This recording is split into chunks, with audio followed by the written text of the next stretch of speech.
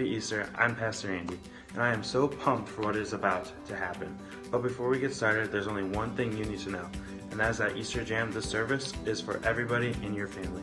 So if you're a teenager, this is for you too, college students. And if you're a younger kid, get ready, we're about to have some serious fun, and we need you guys to lead the way. So adults, buckle up, this is Easter like you guys have never done it before. And so no matter who you are, we want you to know that Easter Jam is for you too. The only way to not to have fun is to not participate. So I want you guys to look around for a second. Is anybody missing? If so, hit that pause button and go get them now. We're getting started in 3, 2, 1.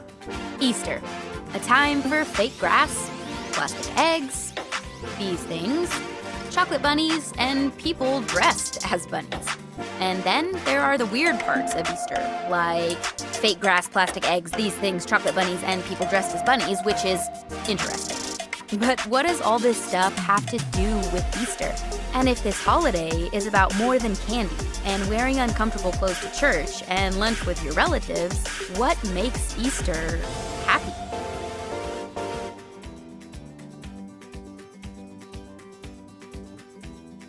Hear me out. There are only two kinds of people in the world. People who love these things, and then people like me.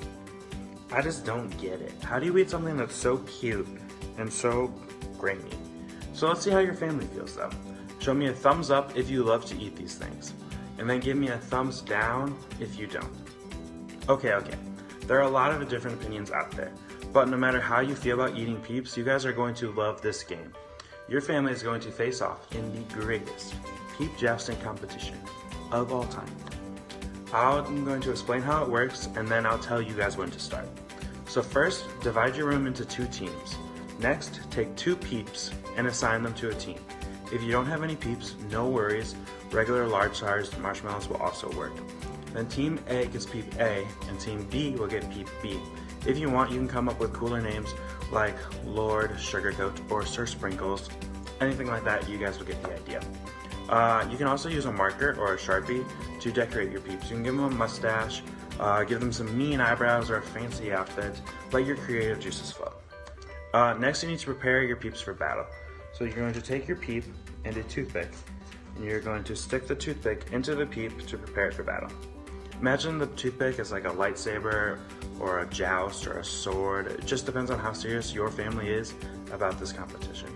Make sure the toothpick is facing forwards towards the other Peep.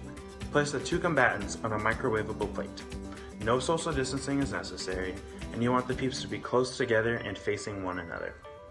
Finally, it's time for the big event. So gather around and put the plate in the microwave, setting the timer to 45 seconds. You won't let it run that long. In fact, don't let it run that long. Then press start, watch at a safe distance until the Peeps drop their toothpick sabers and one touches the other.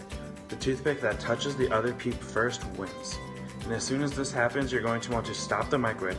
Trust me on this one, families. Stop the microwave. Alright, it's time to finally settle this. It's go time. So press pause, do this, and I'll wait here.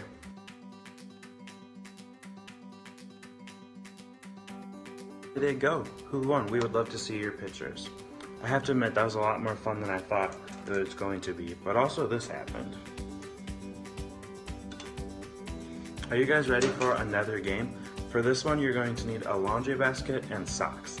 Lots of socks. Clean or dirty, it doesn't matter as long as they have a match. If you need, go grab those things right now, press pause, and then I'll explain the rest.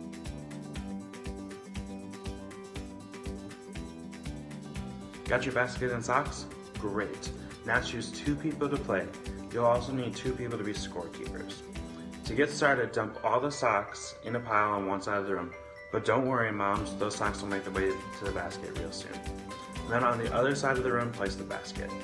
When I say go, players will grab a sock, dig through the pile to find its match, and then roll them into a ball like this, or an Easter egg, and then toss them across the room into the laundry basket. The player with the most socks in the basket at the end of the timer wins. If you don't have scorekeepers to help you count, you have to keep up with that number on your own. That means everybody's on the honor system. Alright, parents, I'm looking at you. Okay, if needed, press pause now to get everything and everyone in position, and I'll wait here.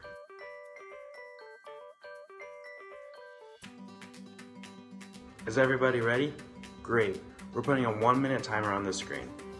This Easter egg throwdown is happening in 3, 2, 1, and go.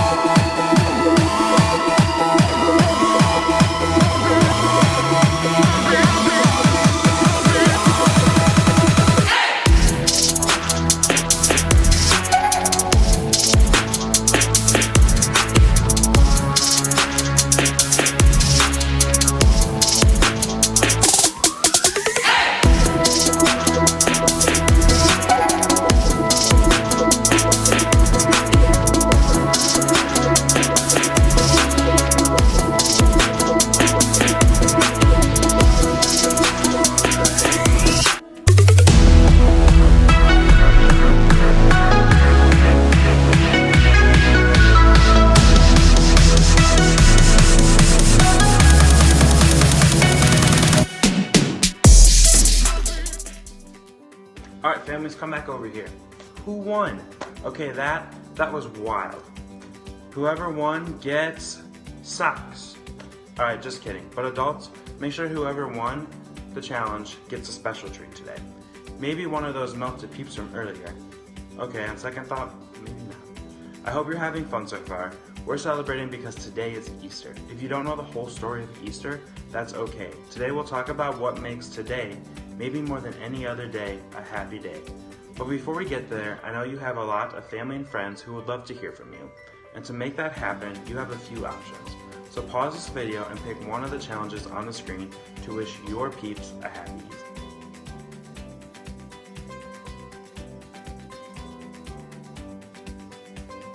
So I just got like 9 texts from my family wishing me a happy Easter. Thanks guys, that was great.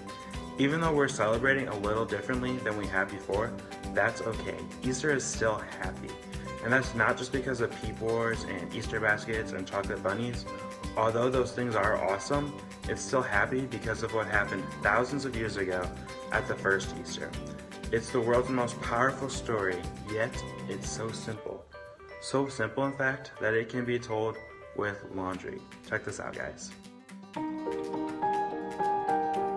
In the beginning, God created everything. He formed people in His very own image. But then, we turned away from God.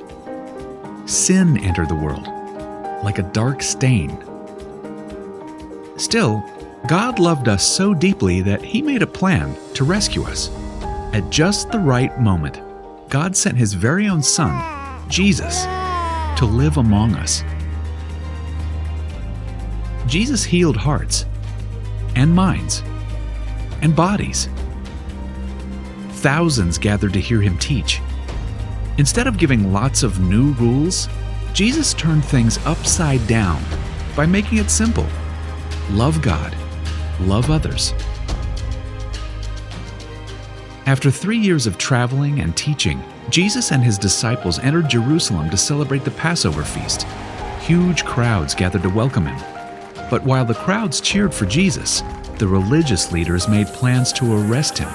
He was turning their world upside down, and they wanted Him gone. As Jesus celebrated the Passover meal with His friends, He told them that He would be leaving, but would return. His friends didn't understand. That night, one of Jesus' followers, Judas, led soldiers to arrest Him. The religious leaders gave Jesus a fake trial and then sent Him to Pilate, the Roman governor, who could have Him killed. Pilate found Jesus had broken no law and tried to release Him. But a mob called for Jesus to be killed. Pilate gave in and handed Jesus over to the Roman soldiers.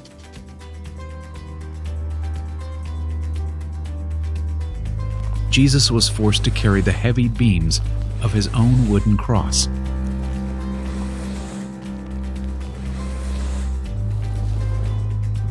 On a hill called Golgotha, the soldiers nailed Jesus' hands and feet to the rough wood. The soldiers and people who passed by laughed and mocked Him. But from the cross, Jesus asked God to forgive them. Finally, Jesus called out, "It is finished." Then he died. The earth shook. Rocks split open. Even the soldiers cried, "Surely he was the Son of God."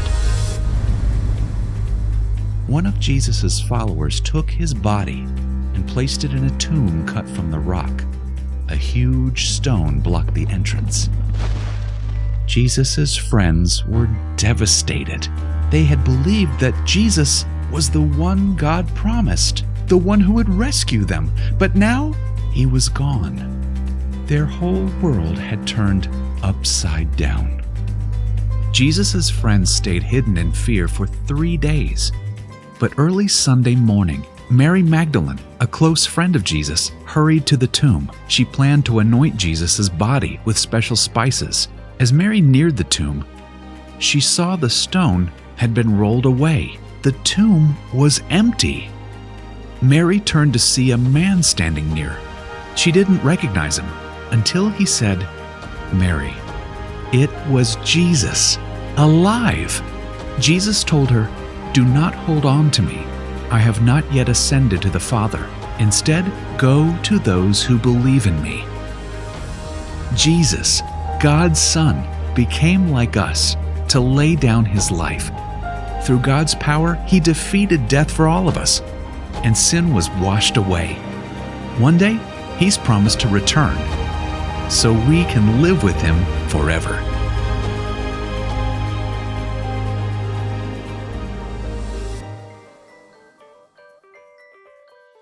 Wow, I hear that story every Easter, and it always amazes me. I mean, God sent Jesus to the world to remind me that he is greater than anything that can go wrong in my world. The simple fact that Jesus came back to life is proof to me that I can face anything bad that happens. I like to think about it this way. I can because Jesus is alive. I can keep loving because Jesus is alive. I can be brave because Jesus is alive. I can have hope because Jesus is alive. So here's an idea. Take a few minutes and add to this list of things you can do because Jesus is alive. Answer this question as a family. How would you fill in the blank? I can because Jesus is alive. So pause the video while you discuss, and when you're finished, meet me back here.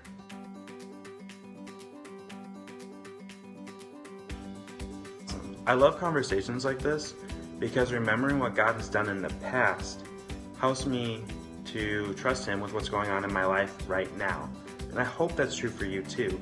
And I hope you spend the rest of the day making happy memories with your family. To get started, here's one last challenge. For this one, you'll need to decide who is the technology genius in your family. Maybe it's a step-parent or an aunt or an 8th grader. Either way, decide who that person is now. Got it? Awesome. As soon as this video is over, I want you to go outside and take a family Easter photo. You can be dressed up or in your PJs. It can be totally normal with smiling faces, or silly with one of those filters that turns your face into a bunny rabbit. No matter how you do it, take a family photo and just make it awesome. Then, if you want to, post it to social media and tag our church. We would love to see your family's Easter style. Maybe now more than ever, this is a time to celebrate and remember God's faithfulness and the hope he gives us in Jesus. After all, that's what makes Easter so happy.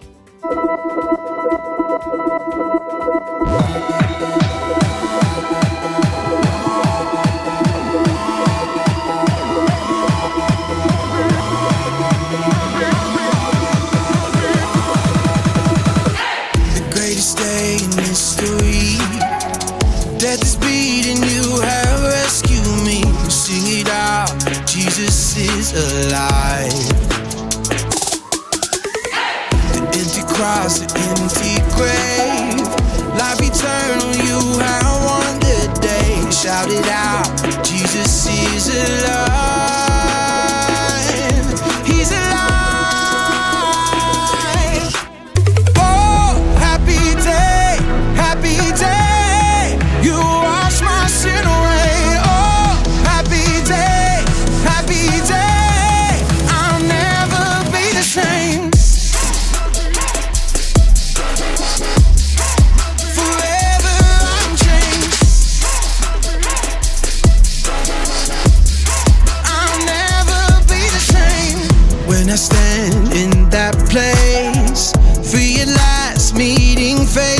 face. I am yours, Jesus, you are mine. In this joy, perfect peace, earthly pain finally will cease. Celebrate, Jesus